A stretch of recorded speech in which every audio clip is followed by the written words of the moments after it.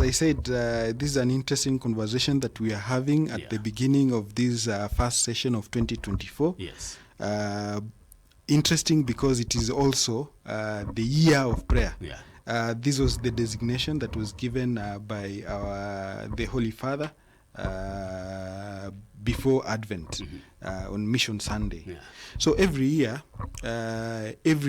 on Mission Sunday or before, the Holy Father announces the intention for that year. Last year was the year of the Council. We were reflecting about Vatican II, the primary documents, the Constitution. They are called the Constitutions, dogmatic constitutions. So there are four primary documents of Vatican II. The Holy Father called us to reflect and read about them. The documents were on sacred liturgy. It's called Sacrosanctum Concilium. Then you had Lumen Gentium. It is about the church. We had Verbum Dei on divine revelation. We had Gaudium et Spes. So this year, and all this, since 2015, there has been preparation of the church towards Jubilee, the Jubilee year in 2024.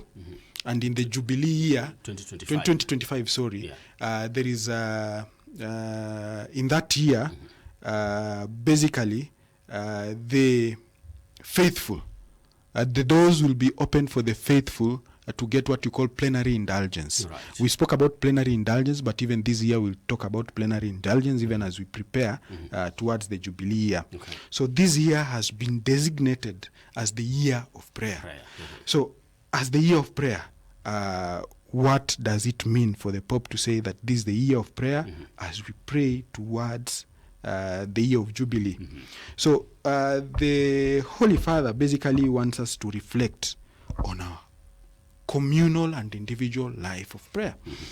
And he says that we need to understand what is prayer.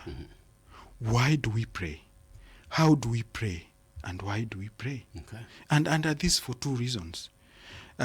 Basically, it is to encourage people to go deeper in their commitment to pray and in their love for God.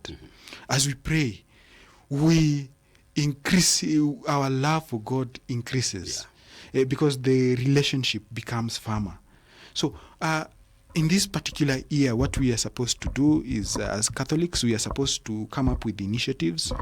Dioceses and also as individuals, we are supposed to come up with initiatives to remind ourselves and